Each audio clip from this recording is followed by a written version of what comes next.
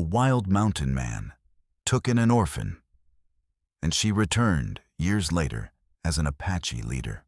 The wind carried ash down from the ridgeline that night, soft as snow and just as cruel, whispering through the burned grass where a homestead once stood. Elias Ward rode slow through the ruin, his rifle across his saddle, the moon catching on his beard like silver frost. He'd come too late again.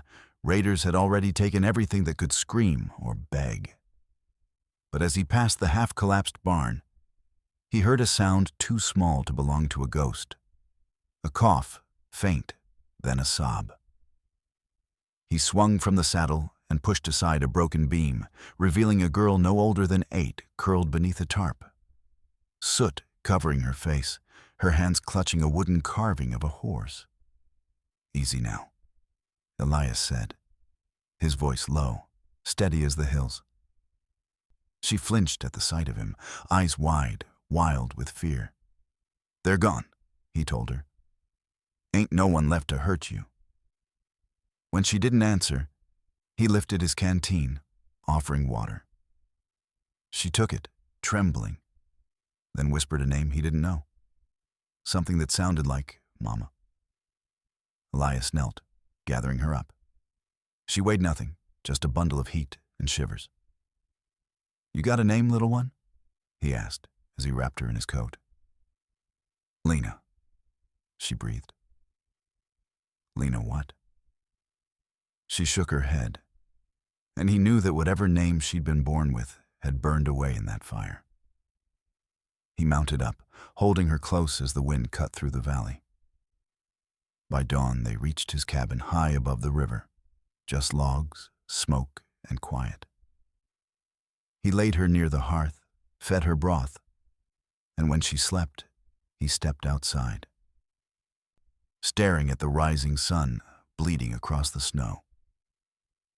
"Don't know what to do with a child," he muttered, half to himself, half to the ghost of his own daughter buried years back. The land offered no answer. Behind him, Lena stirred and murmured something in her sleep. Words he couldn't understand, but carried the rhythm of a prayer. Elias looked back through the open door, saw her small face lit by firelight, and something in his chest shifted. Maybe it was mercy, maybe it was memory, but he knew one thing for certain. He wasn't leaving her to the wolves. Not this time. By the second week, the girl spoke more, though her voice still trembled like a fawn learning how to stand. Elias taught her how to gather kindling, how to stir the stew without burning it, how to listen for storms before they came. He didn't talk much about himself, only that he'd once had a wife who couldn't bear the winters, and a daughter the fever took long before her first snow. Lena never asked for more. She seemed to understand that silence was his way of praying. The cabin sat above a roaring bend of the river, where the water foamed white between black rocks, and in the evenings they would sit by the door and watch the hawks spiral through the valley. She'd whisper stories to them as if they were listening. One night, when thunder rolled far off, she said, "They took my mama because she hid me." Elias didn't ask who they were. Settlers or raiders or soldiers. It didn't matter. "You're safe now," he said. "That's what matters." She looked at him then, eyes too wise for her years. "You're not like the others," she said. "You don't hate." He poked the fire, the sparks rising like lost souls. "I've hated enough for a lifetime," he said. When she fell asleep that night, he carved a small horse from pine, rough and simple, and placed it beside her blanket. It matched the charred one she'd carried from the ruins. Over the months, Lena grew stronger, her hair long and wild, her laughter rare but real. She followed him into the woods, learning how to read tracks and tell which berries wouldn't kill her. Sometimes she'd sing in a strange, soft tongue, half memory, half dream. "Apache," Elias guessed once, and she'd nodded, proud. The world beyond the ridge was changing. More soldiers, more fences, more graves. And he knew the quiet life they'd built couldn't last forever. One morning, riders passed below the bluff, their dust rising like a warning. Elias pulled Lena inside, his jaw tight. "Those men," he said, "they ain't here for good." She looked up at him, unafraid. "Then you'll stop them?" He shook his head. "No, girl, I'll hide you." That night, as the fire burned low, she whispered, "You can't hide me from what's already waiting." He didn't understand then, but one day he would. It was the third autumn since the fire when the rider appeared. A tall man in a dark coat, his horse lathered, his eyes scanning the valley like a hawk that had lost its prey. Elias spotted him before he reached the clearing. He told Lena to stay inside, then stepped onto the porch, his rifle resting easy in his hands. "You lost?" Elias called out. The stranger reined in, his voice clipped and wary. "Name's Crow. I'm with the Territorial Scouts. Looking for a child gone missing years back. Said she might have been taken in by a trapper living upriver." Elias said nothing. Crow leaned forward. "There's talk she's Apache-born. Army wants her found. Said they'd pay good for whoever brings her in." Elias's jaw tightened. "Ain't got no child here." The scout's eyes flicked to the window where Lena's shadow moved just enough to betray her. Crow smiled thinly. "You got one now." Before Elias could answer, Lena stepped out, barefoot, her braids swinging, defiance in every line of her small frame. "He's not my captor," she said. "He saved me." Crow dismounted slowly, one hand near his revolver. "That's for the fort to decide." Elias moved first, stepping between them, the rifle rising just enough to matter. "Ain't no fort gonna decide what happens here." Crow's smirk vanished. "You'd go against your own kind for her?" Elias's eyes hardened. Kind don't mean much when it stops acting human. For a long moment, only the river spoke. Then Crow turned his horse. "You're making a mistake, mountain man," he said, spitting into the dirt. "Army don't forget." When he rode off, Lena whispered, "He'll come back." Elias nodded grimly. "Aye, with more." That night, the wind carried the smell of rain and something else, change. Elias packed what little they owned, the 2 wooden horses wrapped in a piece of cloth. "Where are we going?" she asked. "Someplace they won't look, south." She held her carving close. "That's where my mother's people came from." He looked down at her, the firelight soft against her face. "Then maybe that's where you're meant to be." They left before dawn, the cabin fading behind them like a dream too good to last. For 6 days, they rode south through canyons carved in red stone and silence, following old deer paths that twisted between cottonwoods and dry creeks. The autumn air smelled of dust and sage, and each night they camped beside the fire while the coyotes sang from far away. Elias said little, only watching the stars with that wary look of a man who trusted nothing. Not the land, not the quiet, not even himself. Lena, though still small, had grown tough. She could ride without fear, cook over flame, and read the sky for weather. On the 7th morning, she woke before him and saw smoke rising from a distant mesa, a thin white line against the pale blue. "People there," she said when he stirred. "Maybe Apache." Elias frowned, squinting. Could be soldiers, too. But the shape of that smoke was too neat, too deliberate. It was a signal, not a campfire. By midday, they reached a narrow valley ringed with cliffs. Shapes moved near the rocks, riders painted in red and white, silent as shadows. Elias stopped his horse, one hand lifted. "Easy now, girl," he murmured. From behind the nearest boulder, an old man stepped out, his face carved by years of sun, feathers woven through his gray hair. He spoke in a tongue Lena half understood, and her eyes widened. "He says we are on sacred ground," she whispered. Elias nodded slowly, lowering his rifle. "Tell him we mean no harm." She did, her words halting but true, and something softened in the old man's eyes.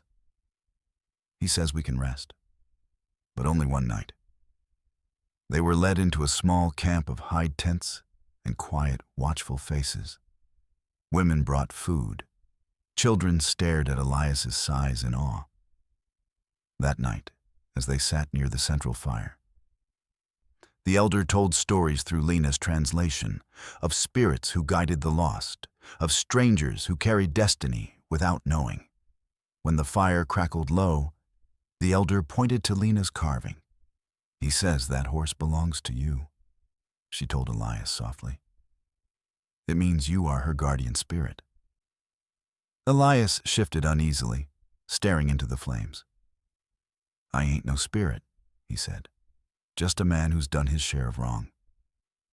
The elder only smiled, murmuring something that made Lena's heart twist. "He says every spirit starts that way." Morning broke pale and cold over the mesa, the horizon painted in muted rose and gray. Elias saddled the horses quietly, meaning to leave before the tribe stirred. But when he turned, the elder was already standing there, Lena beside him. "He says you cannot keep running," she translated softly. Elias fastened the saddle strap, jaw tight. "Ain't running, just moving on." The old man spoke again, his eyes steady on the mountain man's. "He says the girl belongs with her people now. You've given her life. Now give her home." Lena froze, staring at the ground. "He wants me to stay," she whispered. Elias's hands stopped moving. The silence between them filled with everything they hadn't said. The laughter beside campfires, the storms survived. The way she still checked his face before sleeping. Like a child who couldn't forget what safety felt like. "You said I'd be safe with you," she said quietly. "You are," he replied. "That's why I'm letting you go." She shook her head, tears cutting clean lines down her dusty cheeks. "You're all I have." He crouched, rough palms cupping her shoulders. "You got a whole world now, Lena. A tribe that'll teach you who you are. I can't give you that. I'm just a man who knows how to build a fire." She clutched the wooden horse to her chest. "You'll forget me." Elias's voice broke a little. "Ain't likely." He turned to the elder, nodding once. "Take care of her. She's got a good heart." The old man placed a hand on Elias's arm. "He says your road isn't ending. It's only bending." Elias mounted his horse, looking back one last time. The girl stood in the rising light, her hair braided, her eyes full of grief and strength. "Goodbye, Papa," she whispered, the word foreign on her tongue but true in its meaning. He couldn't speak, only tipped his hat, then rode north until the land swallowed him.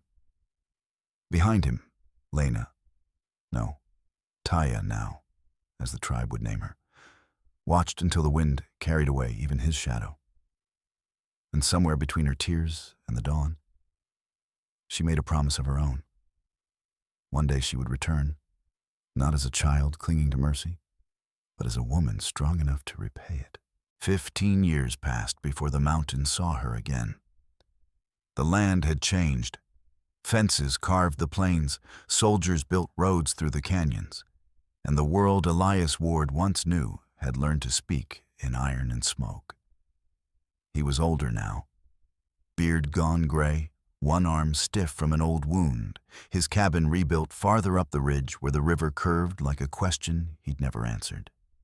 He lived quiet, trapping and trading, talking only to the dog that shared his fire. Then one autumn morning, Hoofbeats echoed from the trail, a rhythm that stirred something half buried in his chest. A line of riders appeared through the pines, moving in formation, banners of crimson cloth trailing behind them. At their head rode a woman draped in deerskin and turquoise, her black hair braided with feathers, her back straight as a spear. When she dismounted, Elias didn't need her name. The way she carried herself, the calm in her eyes, the carving of a horse hanging at her neck, told him before she spoke. "You grew old," she said in perfect English. "You grew taller," he answered. For a moment they only stared, the silence heavy with years neither knew how to cross. "You're called Taya now," he said at last. "Leader of your people, so I've heard." "Leader, yes," she replied. "But still the girl you left crying in the dawn." He looked away, guilt flickering through the lines of his weathered face. "Did what I thought was right." "And it was," she said softly. "Because without you, I would have never found them, or myself." Her warriors dismounted, watching carefully, but she waved them back. "There's talk of war again," she said. "Settlers are pushing toward the river. The army follows. I came to ask for your help, to keep peace before the blood starts." Elias's jaw tightened. "Peace don't come cheap." "No," she said, "but it comes quicker with men who still remember mercy." He studied her a long moment, the firelight of memory in his eyes. "Guess I still got a little left." She smiled faintly, the same half-smile she'd had as a child. "Then ride with me, old friend. One last time." And when she mounted her horse, Elias followed without another word. The wind, carrying both their shadows down the trail toward a world that hadn't yet learned to stop repeating its sins. By dusk, they reached the valley where peace had already begun to die. Across the wide river lay a company of soldiers, tents pitched like white scars against the land, rifles stacked in pyramids beside the fires. On the opposite bank, Taya's warriors waited in silence, their faces painted with ash and resolve. Between them, the river shimmered red beneath the sunset, a mirror for everything both sides had lost. Elias rode beside Taya to the bluff, his rifle slung but ready. "That colonel down there," he muttered, "he's not here to talk." Taya's gaze stayed steady on the distant camp. "Then we will make him listen." She turned her horse toward the crossing and rode out into the shallows, her hair lifting in the wind, her posture calm as if she were born to walk between danger and reason. Elias followed, feeling the current tug at his boots. On the far shore, the soldiers rose from their fires, hands drifting toward their weapons. "Hold your fire," a voice barked. A grizzled man in uniform with eyes that had seen too much. "You're on U.S. land, ma'am?" "All land breathes the same," Taya said. "And this river remembers before your flag was born." Murmurs rippled through the ranks. The colonel frowned. "You're Apache?" "I am Taya of Red Mesa," she said. "And I come to stop another grave from being dug." Elias stepped forward. "You know me, Colonel. Elias Ward. We've traded before." Recognition flickered. Suspicion followed. "You're riding with them now?" Elias's voice stayed even. "I'm riding with whoever ain't pointing guns at children." For a long moment, no one moved. Then the colonel sighed. "Orders are orders, Ward. We march at dawn. Tell your friends to move north before my men make them." Taya's jaw tightened. "Then your men will have to march over our bones." They turned back across the river in silence. When they reached the camp, Elias caught her arm. "That talk won't stop bullets." "No," she said quietly, "but courage might." He watched her walk away, the feather in her braid catching the dying light. The drums began soon after, slow, steady, echoing across the dark water like a heartbeat. Elias sat by the fire, cleaning his rifle, staring into the flames that refused to tell him whether this would end like the last time, with smoke, loss, and a promise broken to the dawn. The soldiers crossed the river before dawn, their boots cutting ripples through the mist. Elias woke to the echo of distant drums snapping into silence, followed by a single rifle crack that split the air like lightning. Within moments, the camp erupted. Warriors mounted bareback, women gathered children, and the scent of smoke already crawled through the grass. Taya stood at the center of it all, issuing commands in a voice that could have carved stone. "Do not strike first," she told them. "Let the river decide who bleeds." Elias grabbed his rifle and moved to her side. "River's already decided," he said grimly. "They're coming." The first wave hit fast. Scouts firing blindly, flames catching dry brush. Elias and a handful of warriors held the northern ridge, trading fire until the barrels steamed. When a cannon roared from across the water, the blast tore through the valley, scattering horses and men alike. Through the smoke, Elias saw a soldier fall into the current, and a child rushed to pull him out. Taya's doing. She shouted for her people to hold their ground, her braid flying, her coat streaked with mud and blood. When the colonel's flag appeared on the opposite shore, Elias knew it was over. Too many bodies, too much fire. "You'll die here," he shouted. "Pull back." But Taya shook her head. "I will not run from what made me." Then she dropped her weapon, stepped into the open, and raised both hands. The battlefield went still. Soldiers stared as she crossed the river alone, the water rising to her waist, crimson swirling around her like a living ghost. When she reached the other side, she said something Elias couldn't hear. Her voice calm, unshaken. The colonel lowered his rifle. Shame etched deep in his face. One by one, his men followed. Elias stood frozen, the smoke thinning to reveal her silhouette in the new light. Strong, still unbroken. Behind him, the warriors lowered their spears. The wind shifted. The fighting was done. When Taya returned, drenched but alive, Elias met her at the riverbank.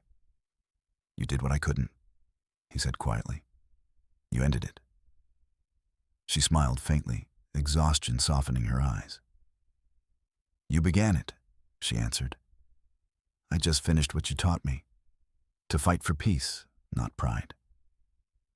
He looked at her, proud and sorrowful all at once.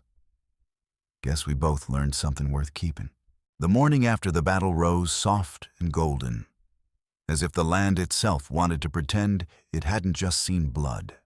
Smoke drifted lazily above the camps, mingling with the scent of wet earth and cedar. Soldiers and warriors worked side by side to bury the dead on both banks of the river. No word spoken, only shovels cutting through silence. Elias stood on the ridge, his rifle slung behind him, watching as Taya knelt by a mound of freshly turned soil, placing a single feather atop it. "For those who listened too late," she murmured. He walked closer, his boots sinking in the damp ground. "Didn't think I'd live to see men and Apaches work in the same dirt," he said quietly. Taya looked up at him, eyes steady. "Maybe mercy grows best in the ground, soaked by both." He nodded, staring toward the horizon where sunlight bled across the ridges. The colonel approached, hat in hand, face hollowed by regret.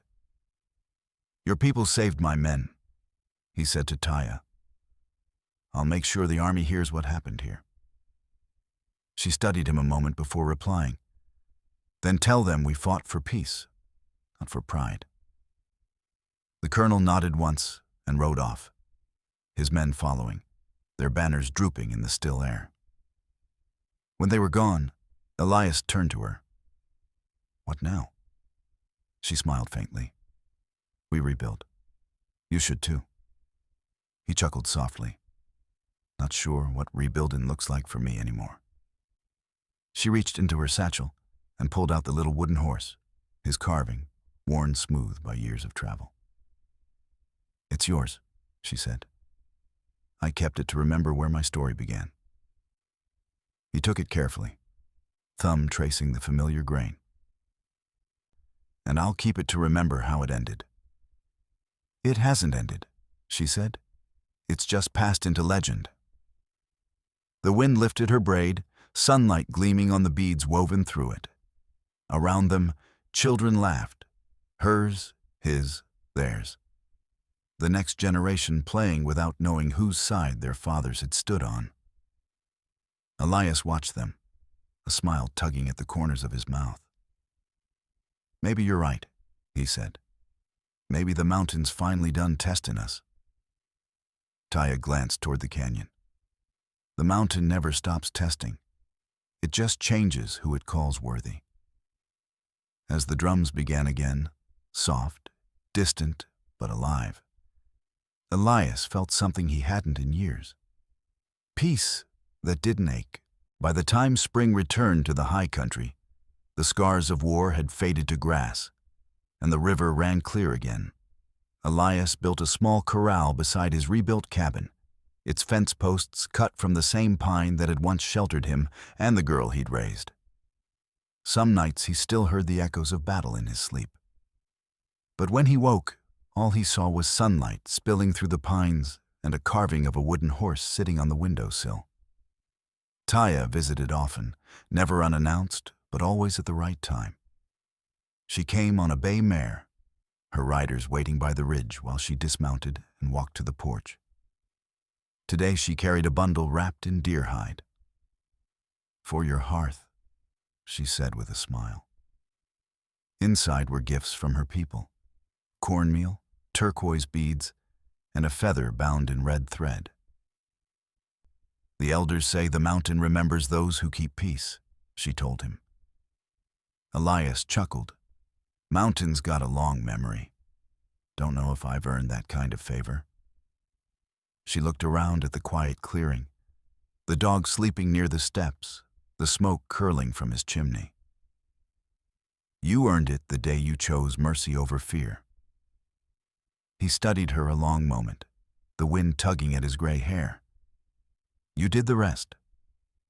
She tilted her head, eyes warm. Then we did it together.